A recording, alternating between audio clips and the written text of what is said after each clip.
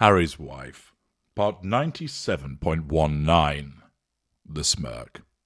Hello, I'm H.G. Tudor. Narcissists, not all but many, are known for exhibiting the smirk.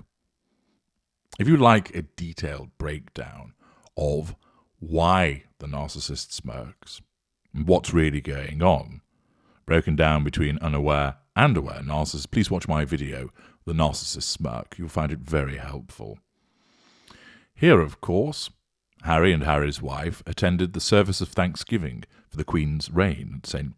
Paul's Cathedral. And, as can be seen from the first picture, they walked down the main aisle. And you can see that many eyes were upon them, and that for the most part, the looks that they were being given were generally of disapproval and what are they doing here? You can see in the distance, there's a couple of young ladies who look to be smiling, besides a lady who's wearing a mask. To the right, there's a lady dressed in black who's looking across at them, looking rather unimpressed. The people ahead of them haven't yet noticed that they're there. There's a gentleman wearing glasses right next to Harry. He's turning and looking at him distinctly unimpressed. And, of course, the people behind us that have just walked past are generally all looking at them as if to say, look what the cat dragged in.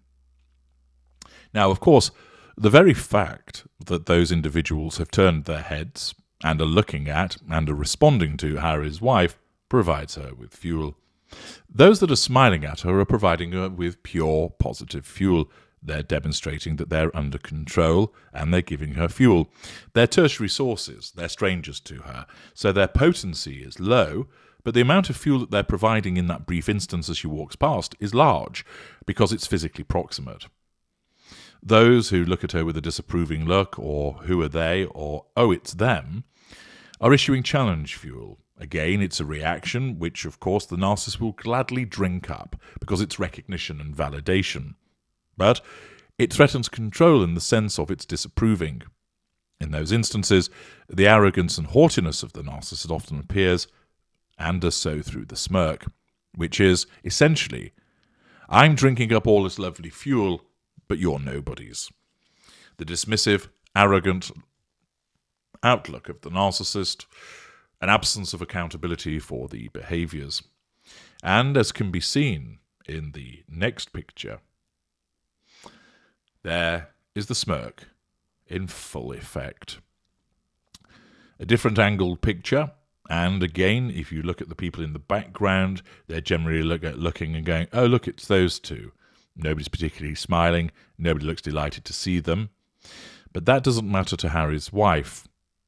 Notice also that the grip of doom is present as she holds on to Prince Harry, asserting control over him by physical assertion, demonstrating that he belongs to her, that he is attached an extension of her.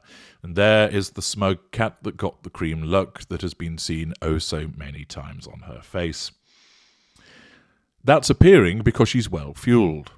She can feel the eyes upon her. She's seen out of her peripheral vision that people are turning their heads and acknowledging her. Those that are smiling give her the pure positive fuel. Those that are disapproving or perhaps are just generally staring at her, not really registering any particular reaction, similarly challenging, but it doesn't cause a major problem for her. Because her narcissism deals with it by simply saying, look at them all, looking at me. I'm so special. I'm so important. I'm the one that has to be looked upon. They're here, mesmerized by me. I've still got that pulling power. I still cause people to look at me. Aren't I marvelous? That conceited approach manifests itself physically through this smirk because she's in the receipt of the fuel, her lifeblood, and also her facade is not so sophisticated as to make it appear like a charming smile, although those who don't understand narcissism will interpret it that way, but rather causes her to look so smug and self-satisfied. And that's a manifestation of the contempt that she has for all of the people around her. She's getting the fuel which she needs, although, of course, she doesn't think in such terms, as she doesn't know what she is. She simply is thinking to herself, look at them all looking at me. Aren't I great? I've come here. I'm number one. I'm the big cheese. I'm numero uno. And that conceited approach results in the smug luck because the narcissist can't control it to prevent it from making an appearance.